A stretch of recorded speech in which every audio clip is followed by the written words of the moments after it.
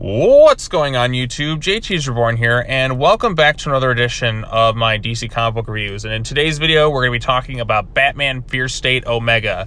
This is it, everyone. The finale, the epilogue of Fear State. This one's written by James Tynion with several artists working on this thing.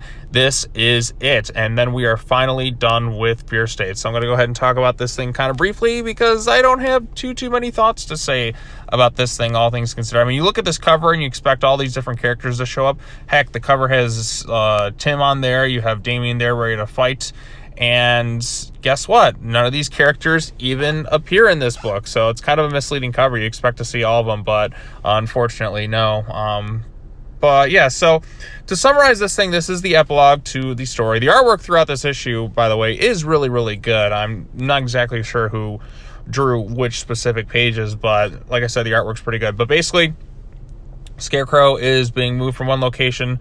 Some bad stuff kind of happens and it seems like he's ready to escape, but Batman stops him and decides, you know what, I'm going to drive you to the new place known as Arkham Tower, and then we're going to have a conversation about everything that's kind of happened along the way.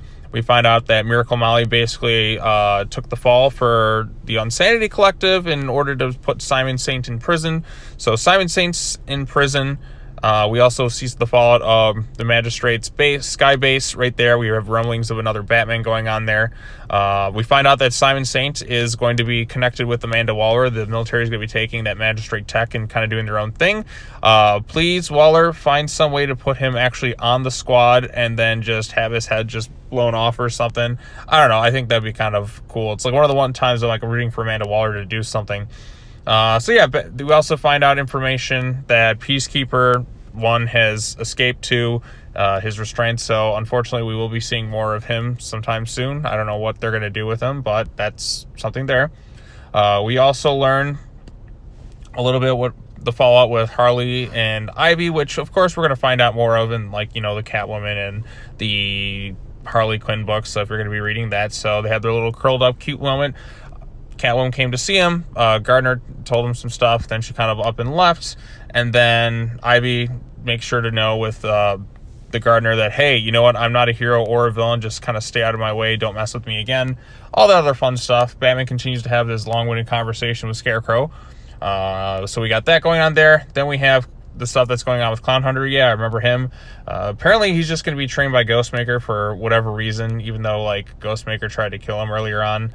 But he's going to teach him how to fight. So, yeah, there you go. Clown Hunter and Ghostmaker. So if you want to see more of those two characters, there you go. Ghostmaker also was in a Batman annual today, which I have yet to read. There's so many freaking Batman titles that came out today. Like, I've only gotten around to, like, reading Robin and then this one so far. So, yeah, then they have their long-winded conversation. Batman takes them to Arkham Tower, where Dr. Chase Meridian from Batman Forever is. Has she been in the comics before? If not, it's been a really long time. Why? So I'm so used to Nicole Kidman when I think of Dr. Chase Meridian. Like, I just expect her to be just super horny for Batman. If they're not going to integrate that, it's going to be kind of like, because it was just so ridiculous how she was in Batman Forever. It kind of made it like more funny and entertaining. So I wonder if they were going to get something like that in this book where she's just like super horny for Batman, because that's what Chase Meridian was in Batman Forever, but it doesn't appear to be so. So yeah, he drops him off at the soon-to-be Arkham Tower, and then it says Arkham Tower rises in Detective Comics 1047. So this whole event, you could pretty much skip this issue. All the important stuff, I'm sure, will be told in other issues, in case you're wondering. The whole Arkham Tower thing is going to be this next big thing being written in Detective Comics, and we know based on Robin that Williamson's going to be doing something about, like League of Shadows or whatever. I can't remember what it was.